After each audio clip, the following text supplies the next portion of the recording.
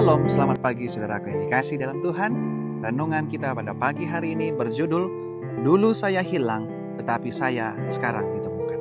Ayat renungan kita pada pagi hari ini terdapat dalam 2 Korintus 12 ayat 7-9 bunyinya, Aku diberi suatu duri dalam dagingku, tetapi jawab Tuhan kepadaku, Cukuplah kasih karuniaku bagimu, sebab justru dalam kelemahanlah kuasaku menjadi sempurna.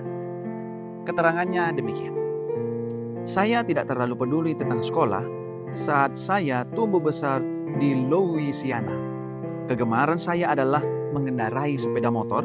Pada usia 9 tahun sudah membalap motocross. Setiap akhir pekan keluarga kami bepergian ke seluruh daerah di bagian selatan. Berangkat dari trek yang satu ke trek yang lainnya. Balapan adalah hidup saya. Namun semuanya berakhir pada 7 Juni 1980. Saya mempunyai firasat sesuatu yang buruk akan terjadi, tapi dengan cepat saya menepisnya. Bahkan sampai lupa berdoa seperti yang biasa saya lakukan.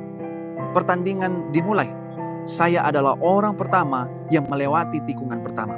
Beberapa lap kemudian saya melintasi lompatan yang melemparkan saya sejauh 20 kaki ke udara. Bagian belakang sepeda motor melintasi kepala saya. Saya pikir saya bisa mengendarainya, jadi saya berpegang padanya. Kepala saya terbentur lebih dulu. Sepeda motor tersebut kemudian mendarat di atas saya, menyentuh tanah. Saya baru berusia 15 tahun dan lumpuh dari pinggang ke bawah. 6 bulan kemudian, dengan menggunakan kursi roda, saya mengalami 2 kecelakaan mobil dengan selisih hanya 5 hari. Melaju mendekati 100 mph, kedua mobilnya mengalami kerusakan sangat parah. Ketika saya menyelam pada tahun 1996, saya kehilangan udara pada kedalaman 49 kaki dan hampir tenggelam. Sekali lagi dan sekali lagi, Tuhan menyelamatkan hidup saya.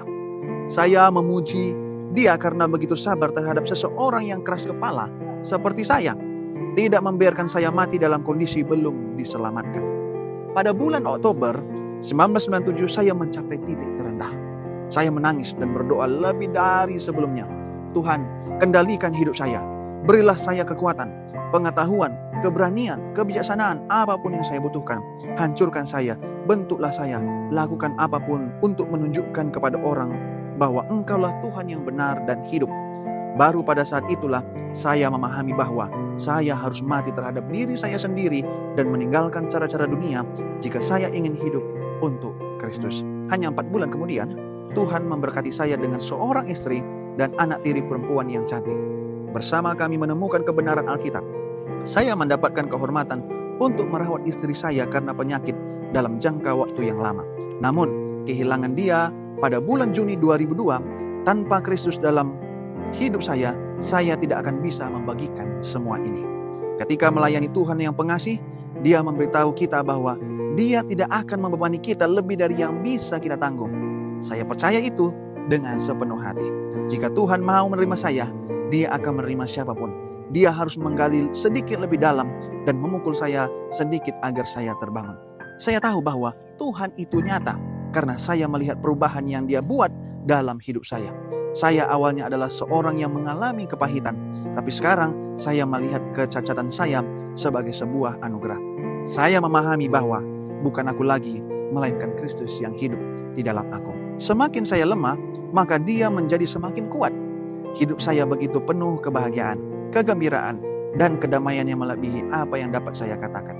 Singkatnya, ini adalah anugerah yang luar biasa.